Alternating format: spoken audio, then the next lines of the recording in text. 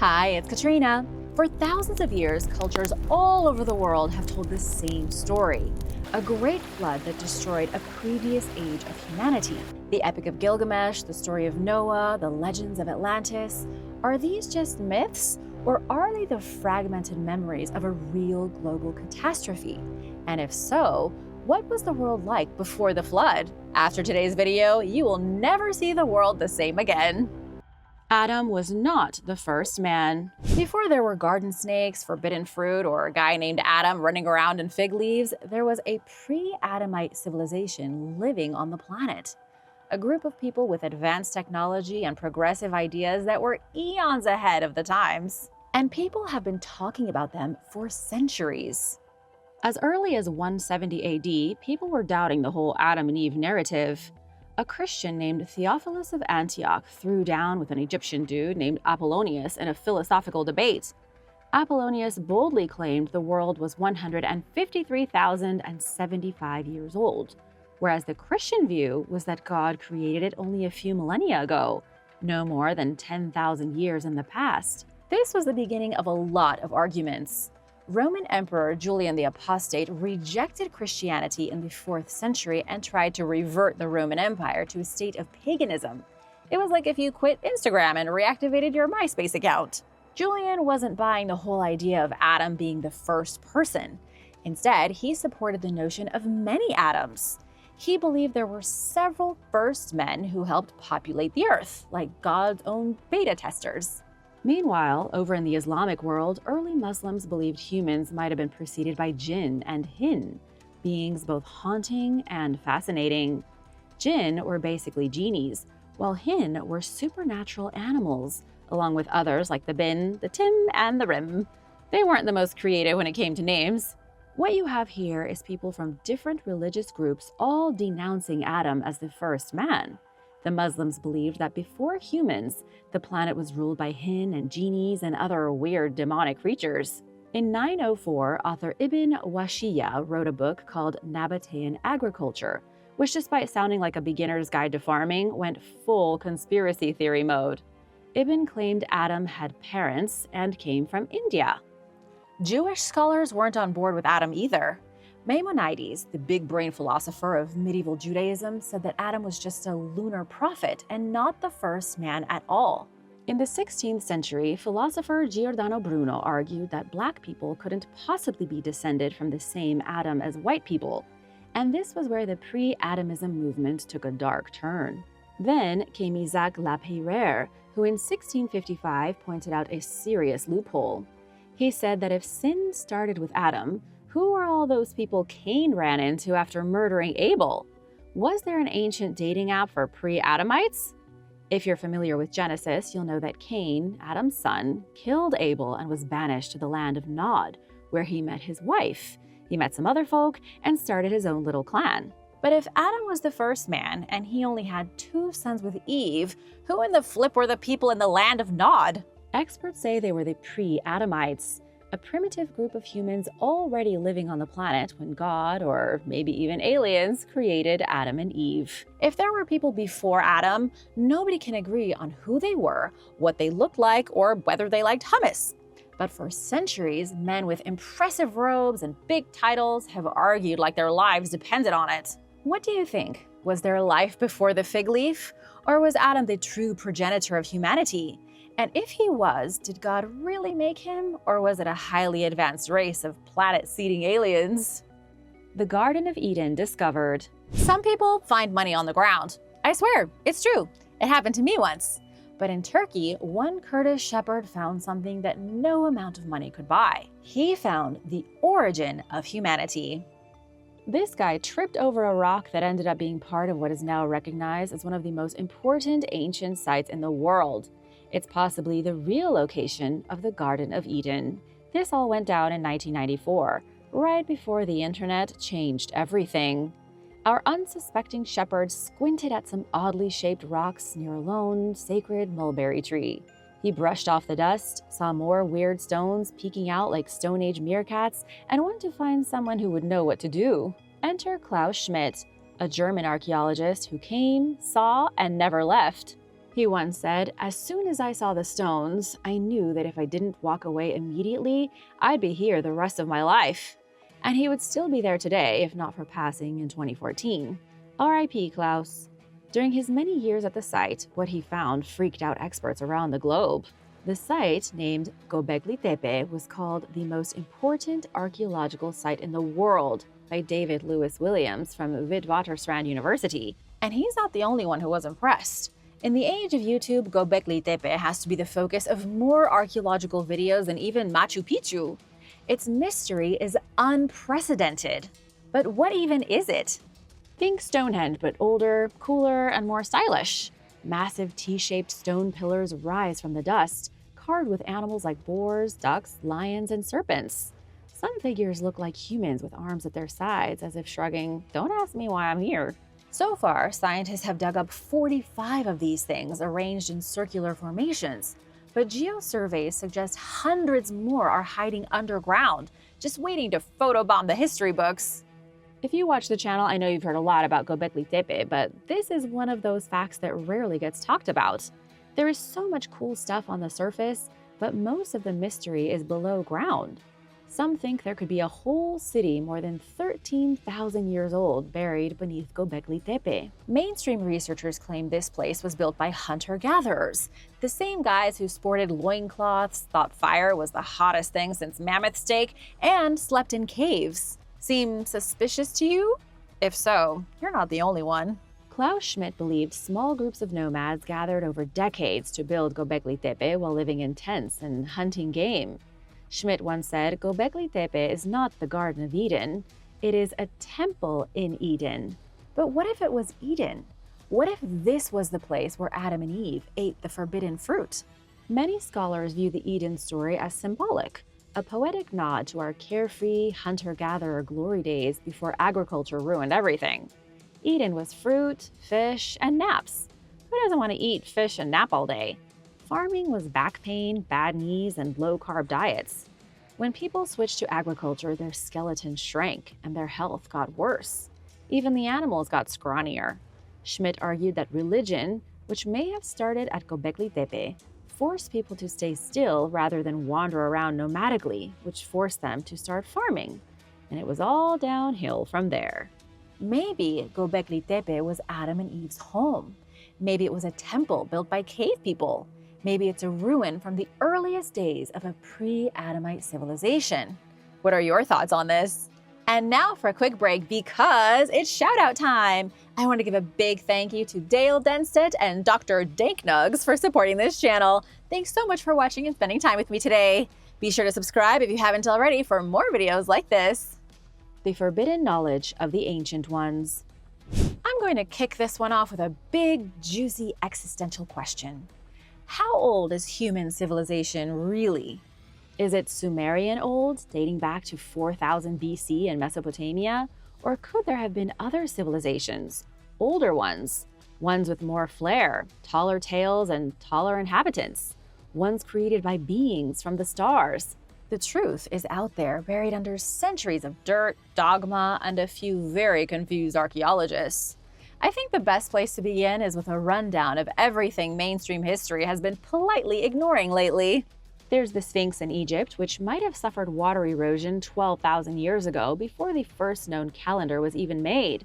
There's the Bible, casually mentioning corrupt angels hooking up with human women to make giant freaks called the Nephilim. And then there's the Anunnaki, who ruled Earth for 400,000 years and created humans using some light DNA editing. CRISPR, but more ancient and more like whatever that black gooey stuff is in the alien universe. And then there are the random discoveries that happen all the time and hint at a secret history. I even have a great example for you. Archaeologists found 700,000-year-old stone tools in the Philippines used to butcher a rhino. However, there were no human remains nearby, which raises the terrifying question of who butchered the rhino.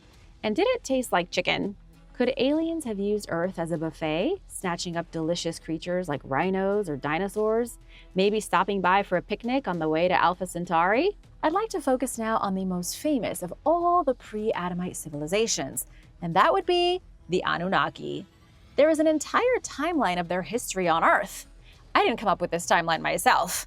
It's compiled from Sumerian texts and interpretations of ancient myths. The Anunnaki left their home planet of Nibiru 450,000 years ago. Nibiru's atmosphere was falling apart like a boomer's internet connection. Alalu, a former ruler of Nibiru, crash-landed on Earth.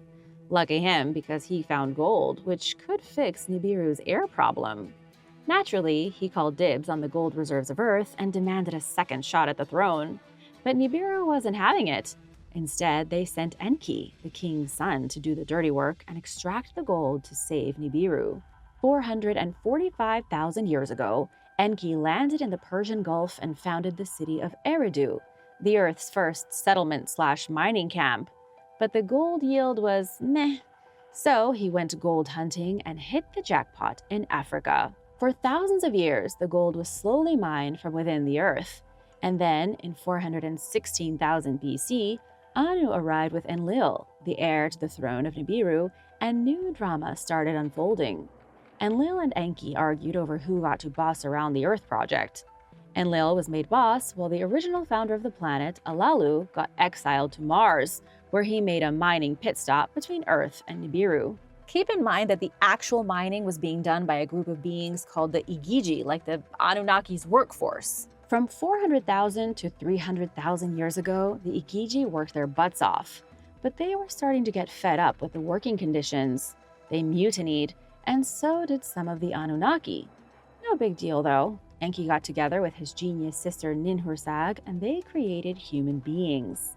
It took a few tries, but they did genetically engineer a man and a woman, the prototypes of modern humans. These pea-brained early humans, not yet intelligent like we are, were forced to work in the mines. And this went on and on for hundreds of thousands of years. In 285,000 BC, Enki's human wife gave birth to Adapa. Enki committed blasphemy by interbreeding the pure Anunnaki with human slaves. Adapa was the real-life Adam. His kids, Cain and Abel, got into a land dispute that ended in murder. Cain was exiled, going on to found a tribe of rebellious humans known as the Canaanites. Congratulations, you just unlocked the biblical content. Things didn't really change much until 13,000 years ago. Earth was in the grip of an ice age, and mining operations were slowed way down. It was during this slow season that the Igigi, still working in the processing plants on Mars, flew to Earth and started kidnapping human women. In the Bible, the Igigi are compared to the fallen angels. They snatched up human women, impregnated them, and had giant, horrifying abominations for children.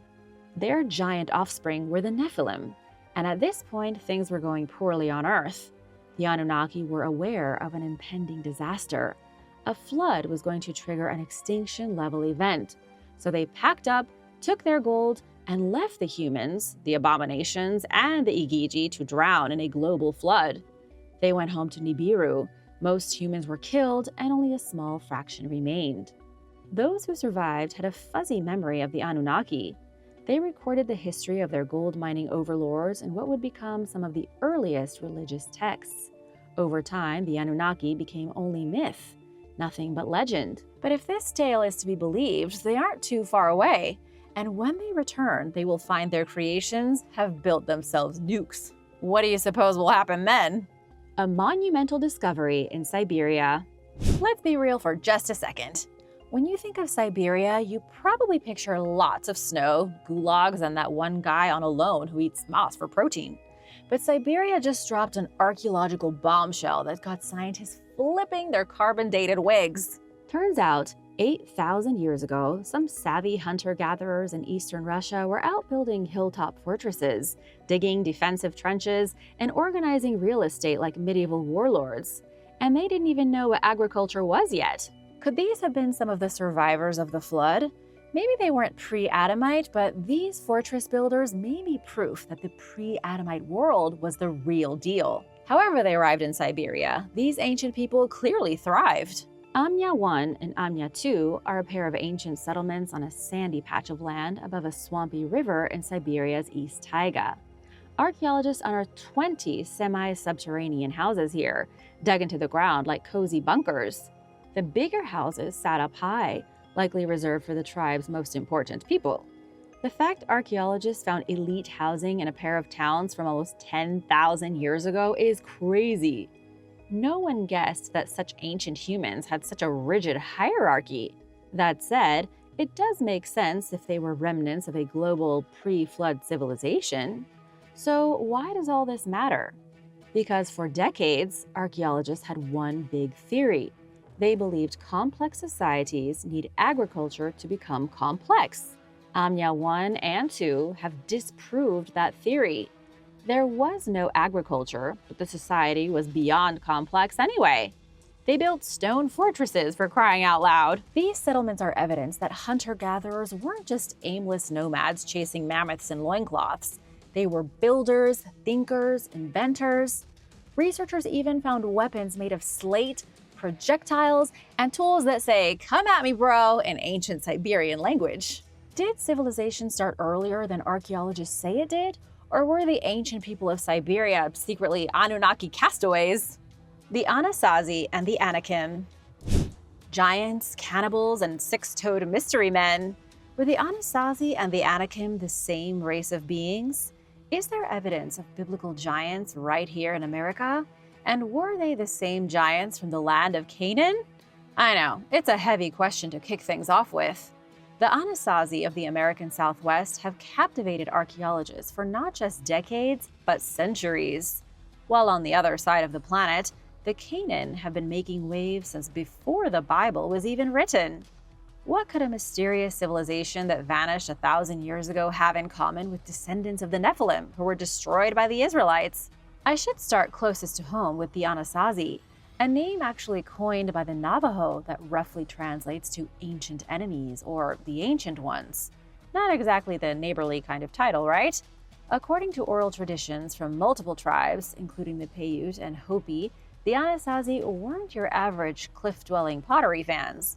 Sarah Winnemucca Hopkins, daughter of Paiute chief Winnemucca, wrote about a group of Anasazi known as the Si-Te-Ka. They were red-haired, cannibalistic giants who her ancestors supposedly hunted to extinction.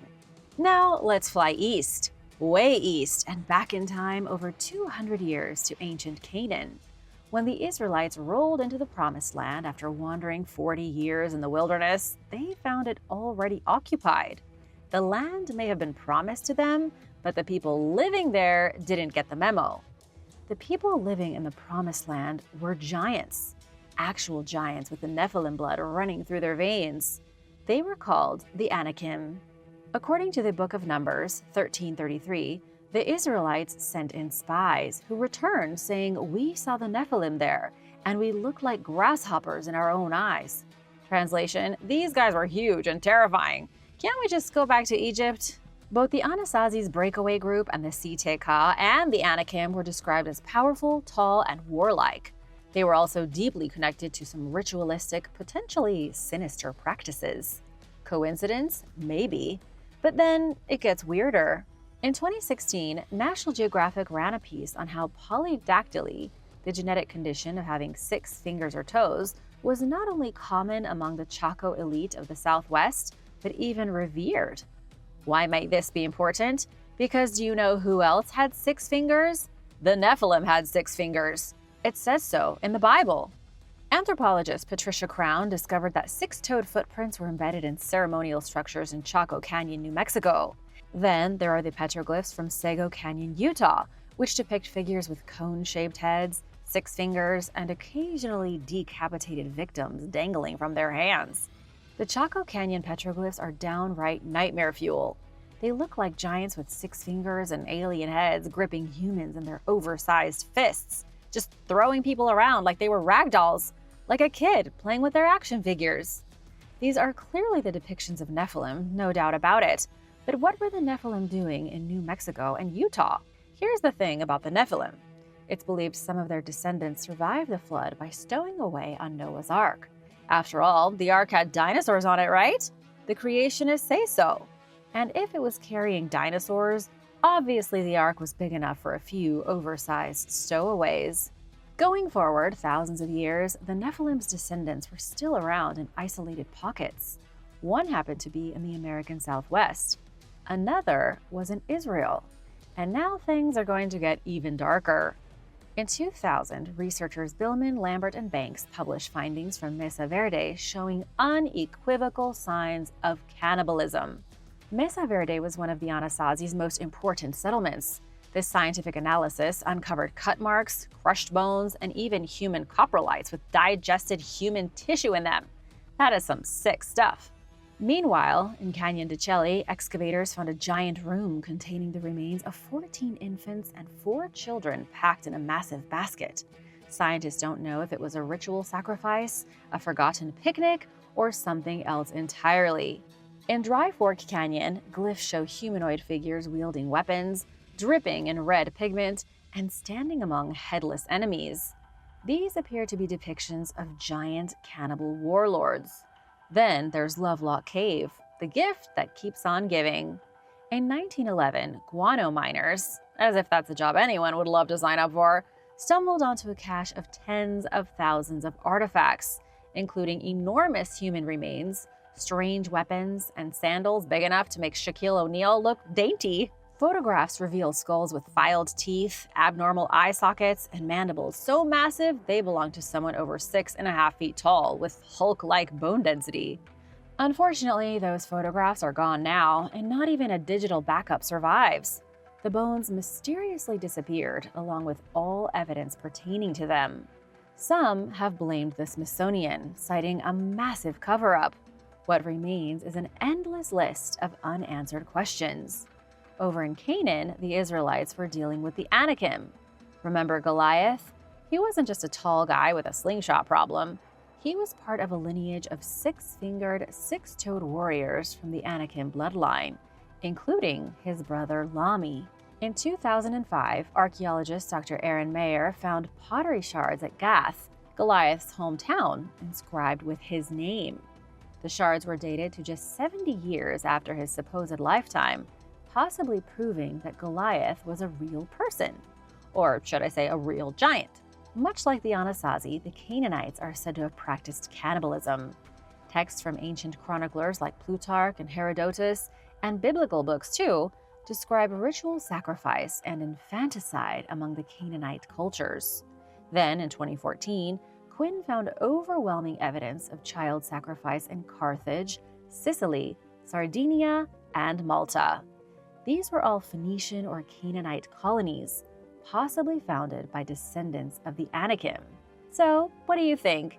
Knowing all of this, what are your thoughts on these two cultures? The Anasazi and Anakim may have lived on opposite sides of the globe, but they were connected by architecture, rituals, physical traits, and myths of violent giants. Were they the same ancient people separated by time, oceans, and amnesia? Was this a global pre-flood civilization splintered by catastrophe? Did the Nephilim survive the flood, only to be beaten once and for all by the Israelites and Native American tribes? Let me know your thoughts in the comments. Gap Creationism. Ever wondered where dinosaurs, trilobites, and ferocious marine reptiles fit into the Bible, specifically into the creation story of Genesis? Biblical scholars have wondered the same thing and come up with a surprisingly scientific explanation known as gap creationism, or the gap theory. It posits that God took a massive break between Genesis 1:1 and Genesis 1:2. The book of Genesis tells us that God created everything in 6 days. But if that's true, it doesn't account for geology. Geology is that one science that disproves the Bible at every single turn using science. However, the gap theory says that God took a bit of a break. In Genesis 1:1, God created the heavens and the earth. Then he hung out for millions of years. The earth did its thing, evolution made dinosaurs, there were extinction events, 4 billion years of history passed. And then God woke up one day and was like, let's switch things up. He hit the reset button and the rest of Genesis happened. Therefore, there could be a 4 billion year gap between Genesis 1:1 and 1:2. And this could explain why there are no human fossils mixed up with dinosaur fossils. The theory got its beginnings in the 1800s because early geologists started tossing around phrases like millions of years, and suddenly Christians were sweating. Wait, you're telling me the earth is how old? But Genesis doesn't mention trilobites. To keep the peace between science and scripture, some church leaders came up with gap theory as a compromise, but not every Christian is on board. In fact, a lot of theologians can't stand the gap theory. They argue that the Bible must be interpreted the way it was written. And according to Exodus 20:11, God made everything. The heavens, earth, seas, and everything in them, all in just 6 days. No stops, no breaks, no lunchtime. I'm interested in hearing what you have to say. Let me know your thoughts on gap theory and its connection to the pre-flood world in the comments. And hit that subscribe button while you're at it. Did humans really evolve? Long before Atlantis was swallowed by myth and eons before Noah got boat-building blueprints in a dream, the Earth was already home to civilizations that time has now forgotten. And scientists are only beginning to dig them up, one ancient jawbone at a time. I've talked a lot about biblical narratives, so let's take a look at a purely scientific narrative for what the antediluvian world looked like. Because even in the mainstream eye, its exciting mess of rival species, lost technologies, and genetic mixing. It turns out that before the world was wiped clean by the flood, it may have been buzzing with intelligent, mobile, fire-starting, interbreeding humans whose lives looked a lot less primitive than we've been led to believe. Scientists say the first humans emerged in Africa around 2 million years ago. These weren't Homo sapiens yet. They were more like our ancient cousins who walked upright, chipped tools out of rocks, and probably would have crushed you at a paleo-themed Survivor. There were species like Homo habilis, who lived 2.4 to 1.4 million years ago, Homo rudolfensis, named after Lake Rudolph in Kenya, Homo erectus, the global backpacker of early humanity who showed up everywhere from Africa to Indonesia for almost 2 million years. And then there were the super archaics, our forgotten ancestors that you don't read about in the news. Recent genetic research has uncovered signs of an unknown human group that split off from the Homo party around 2 million years ago. These humans were not on the official family tree, but they mated with the ancestors of Neanderthals and Denisovans, like mysterious evolutionary third cousins who showed up uninvited to your Thanksgiving and got your second aunt pregnant. Suffice to say, they were never invited to Thanksgiving again. What's amazing about this research is that it's the earliest evidence of human interbreeding. Our origins are starting to look like a prehistoric dating show gone off the rails. The evidence seems to suggest that humans were created through evolution, through a long and tiresome breeding program that saw dozens of human species rise, fall, and be absorbed over many millions of years. No giants, no Adam and Eve, no great creator, just trial and error by Mother Nature until we came onto the scene. Did you know nearly everyone alive has Neanderthal DNA inside them? In 2020, a study revealed that modern Africans carry Neanderthal DNA, even though Neanderthals never went to Africa.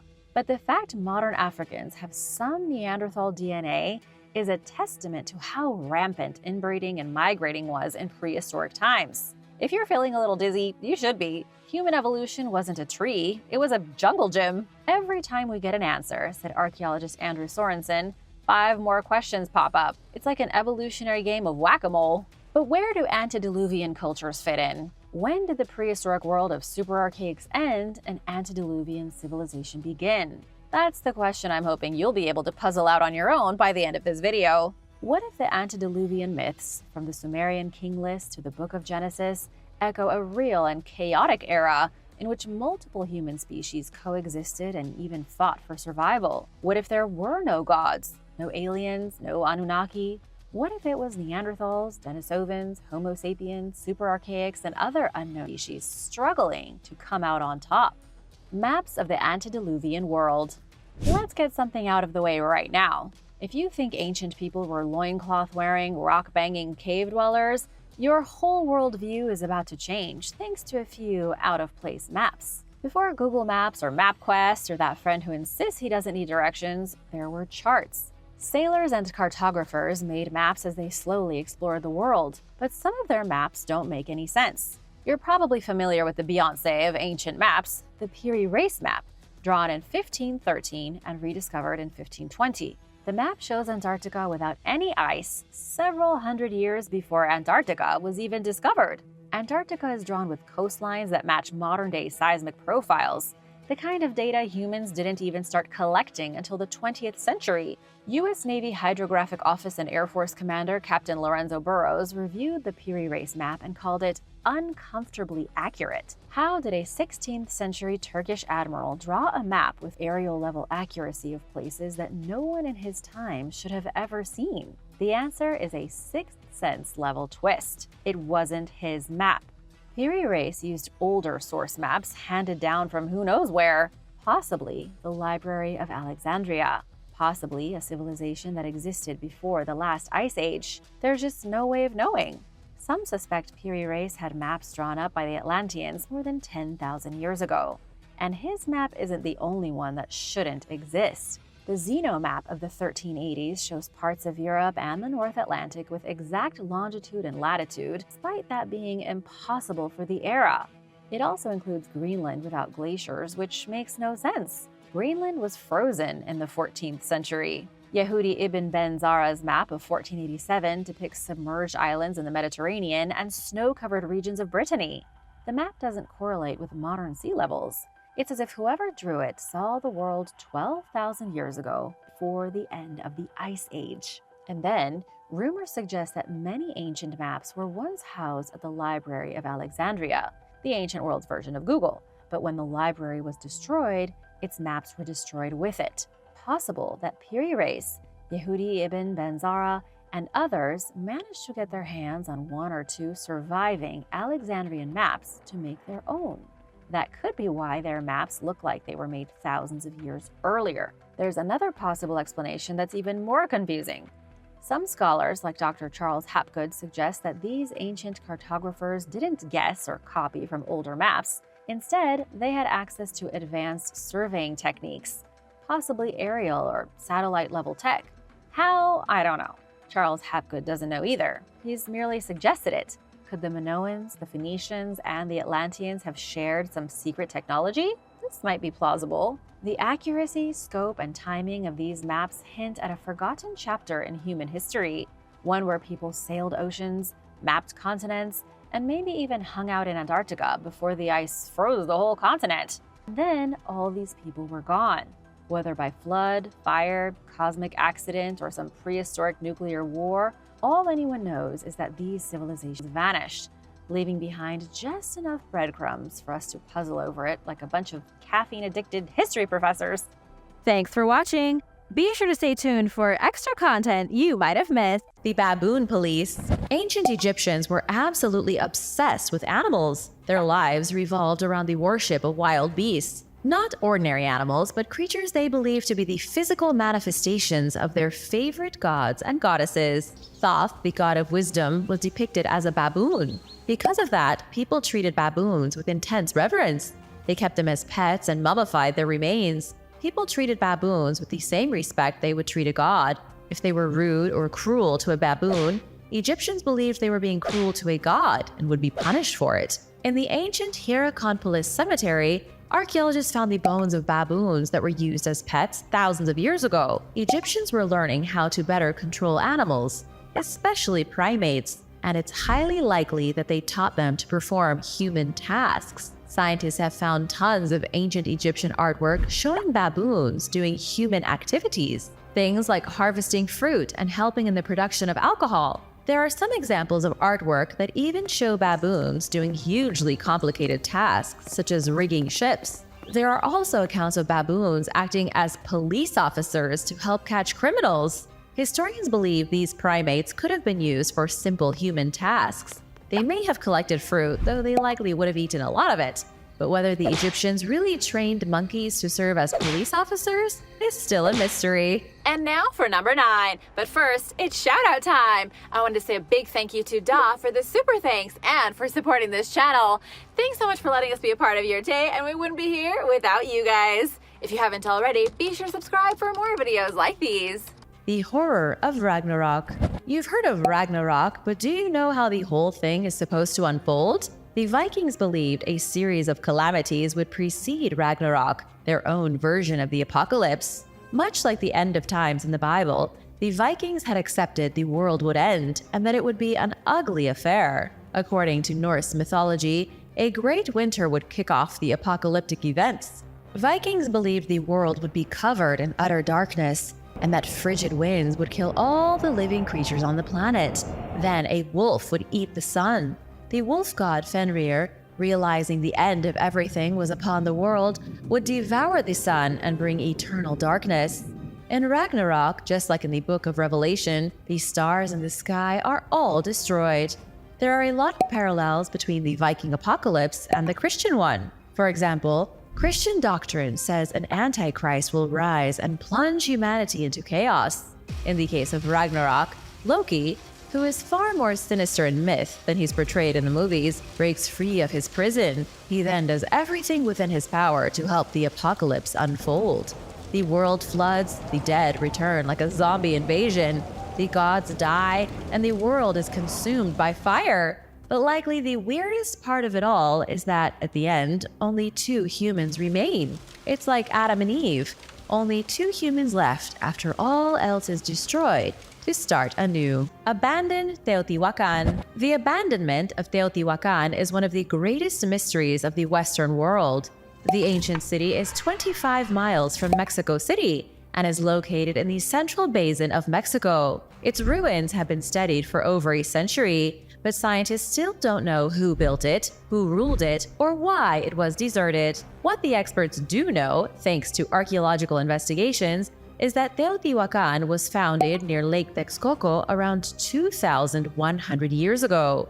The ones most likely responsible for building the city is the inhabitants of nearby Cuicuilco. Around the year 50 BC, Cuicuilco was obliterated when the Xitle volcano erupted. It's believed they migrated a little north after the devastation and built the city of Teotihuacan. It flourished under their control for the next 600 years, but then it was abruptly abandoned in 650 AD. The seemingly unsolvable mystery here is why they abandoned Teotihuacan. The city looked fine.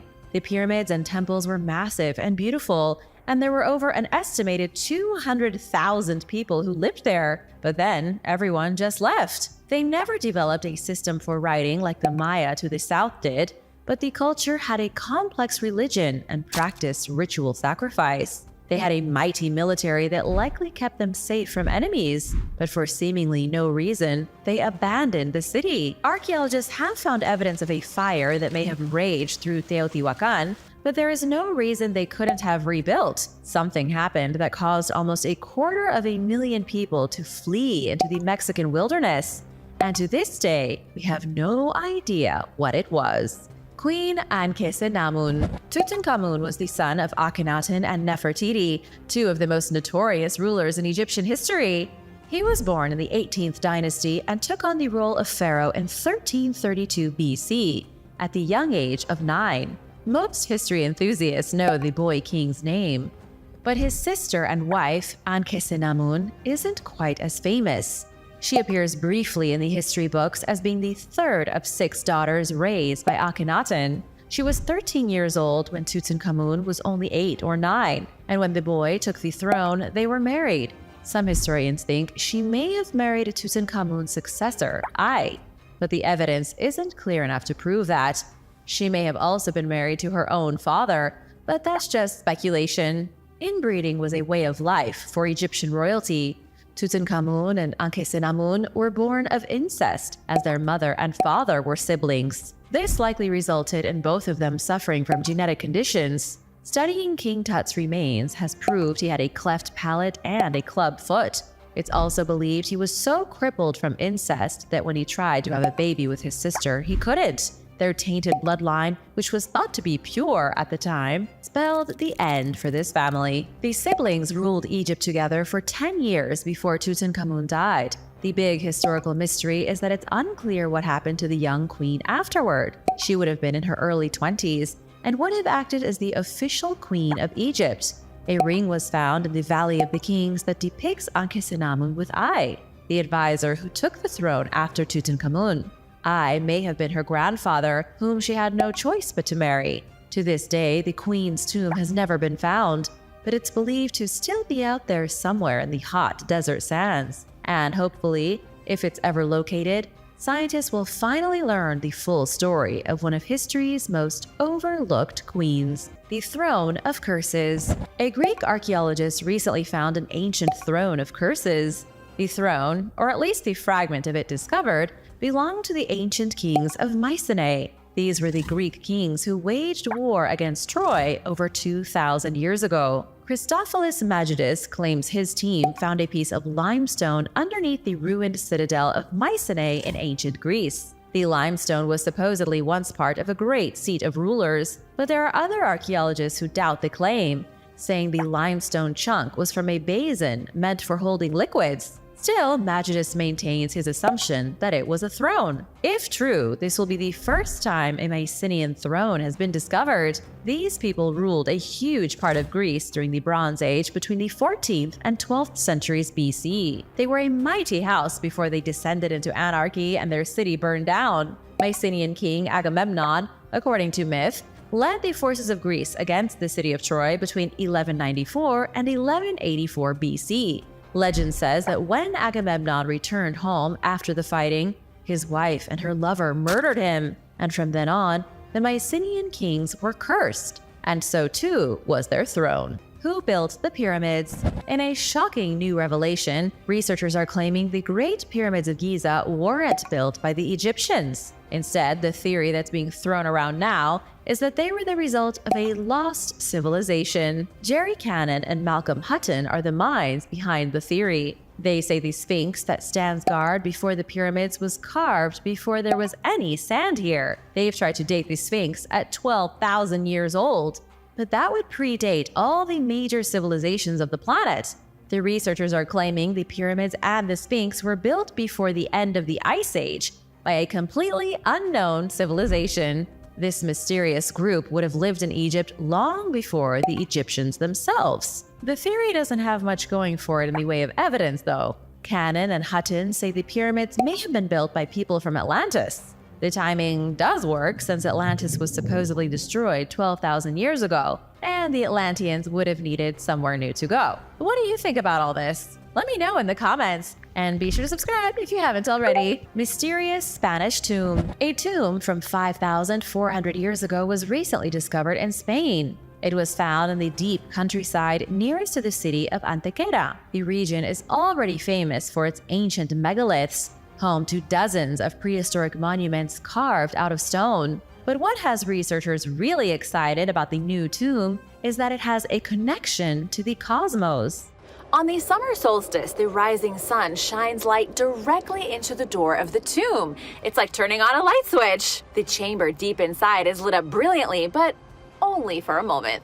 Once the sun passes its zenith, the phenomenon is over. And amazingly, there's another tomb with an identical feature. It too is lit up by the rising sun every summer solstice. The other tomb is called Newgrange, and it's located in Ireland, over 1,000 miles from the tomb in Spain.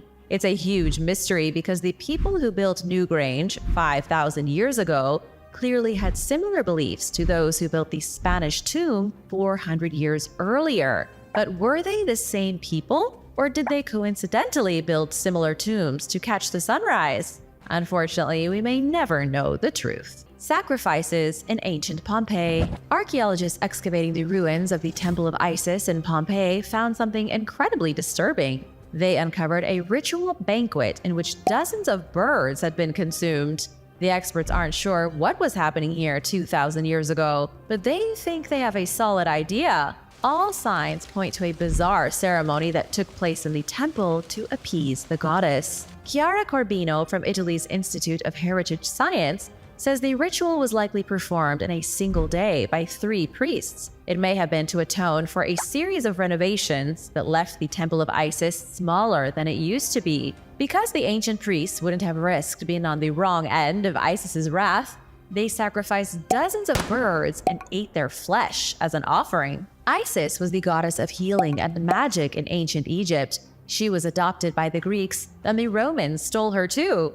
The mystery of how the cult spread from Egypt across the Roman Empire is a baffling one. Greece and Rome typically had their own gods to deal with, but somehow, a group of zealots managed to spread the worship of Isis to the deepest corners of the empire. This would have been around the 1st century BC, right before the birth of Christ and the end of cults in the ancient world. Ireland's elite warriors. In medieval Ireland, there was a mysterious and fearsome group of warriors known only as the Gallowglass mercenaries. The fighters were known for wearing chainmail and wielding battle axes, and they were supposedly the most formidable and coveted mercenary force on the island. But where exactly did they come from? It's believed the first Gallowglass arrived in Ireland from Scotland around 1259 AD. We have a written account of a group of mercenaries being included in the wedding dowry of Dugald MacSorley's daughter. We know they were real and that they fought in Scotland for years. And once they arrived in Ireland, they began working as bodyguards. They protected the chieftains of clans like Ulster and North Connaught in the 13th century, and the Gallowglass warriors were often paid to prevent the expansion of Anglo-Normans in Ireland. Most accounts agree that the Gallowglass weren't fussy about who they worked for. They could be hired by anybody who had the money to pay. For example, 2 mercenary groups fought each other at the Battle of Knockdoe in 1504.